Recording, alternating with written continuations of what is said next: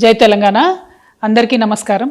మన రాష్ట్రంలో చూస్తున్నాం రోజు రోజుకి అన్ఎంప్లాయ్మెంట్ రేట్ పెరిగిపోవడము, యూత్ అందరు కూడా ఒక రకమైనటువంటి నిర్వేదంతోని, ఒక రకమైనటువంటి డిసప్పాయింట్మెంట్తోని ఎప్పుడు గవర్నమెంట్ జాబ్స్ వస్తాయి, ఎప్పుడు క్లారిటీగా మేము ఎగ్జామ్స్ రాయొచ్చు అనేటటువంటి ఆలోచనలో ఉన్నారు.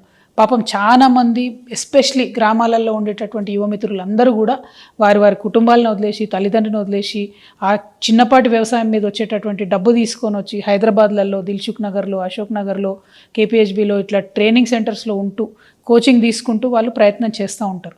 ఈ యొక్క అంశం మనం గమనిస్తూనే వస్తున్నాం. తెలంగాణ రాష్ట్రం వచ్చినాక ఈ పరిస్థితి మారుతుంది అనుకొని అనేక మంది యువత అంతా కూడా తెలంగాణ ఉద్యమంలో చాలా బలంగా కొట్లాడినారు.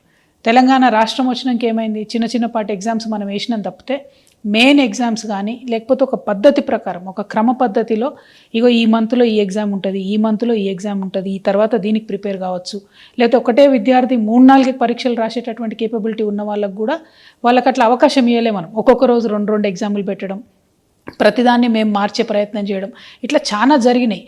అయితే ఈ కన్ఫ్యూజన్ అంతా కూడా యువమిత్రులు ఆ కోపాన్ని అంతా, ఆవేదన అంతా, ఆక్రోశాన్ని అంతా కూడా ఈ బీఆర్ఎస్ పోతే మనకు కాంగ్రెస్ వస్తే న్యాయం జరుగుతుందని చెప్పి బీఆర్ఎస్ను ఓడగొట్టిండ్రు. యువమిత్రులు ఊరూరు తిరిగి వాళ్ళ తల్లిదండ్రుల కాళ్ళు మొక్కి మరీ కాంగ్రెస్ కోటెప్పించారు. ఈ కాంగ్రెస్ వచ్చినాకనన్నా మరి జాబ్ క్యాలెండర్ వస్తుంది, ఏ నెలలో ఏ జాబ్ పడుతుంది అనే క్లారిటీ వస్తుందంటే అది కూడా లేదు. అయితే ఇక్కడ దారుణం ఏం జరిగిందంటే, బీఆర్ఎస్ ప్రభుత్వం ఉన్నప్పుడు స్టేట్ లెవెల్ పోస్టులలో కూడా ఏవైతే ఇంజనీర్ల పోస్టులు ఉంటాయో, సపరేట్గా ఎగ్జామ్ రాసి వాటికి క్వాలిఫై అవ్వాల్సిన పోస్టులు ఉంటాయో అట్లాంటి పోస్టులు కూడా జెన్కోలో మన బోయిన్పల్లి సరిత లాంటి వాళ్ళ కేసులో ప్లస్ ఇంకో 5-6 కేసులో మనం చూసినాం.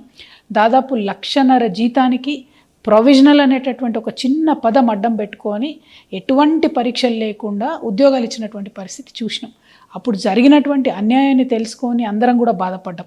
ఆ తర్వాత జిల్లా స్థాయిలో కూడా ఆనాడు కూడా నిర్మల్లో అనేకమైనటువంటి అకృత్యాలు బయటకు వచ్చినాయి. ఆ పోస్టులన్నీ కూడా అమ్ముకున్నారు.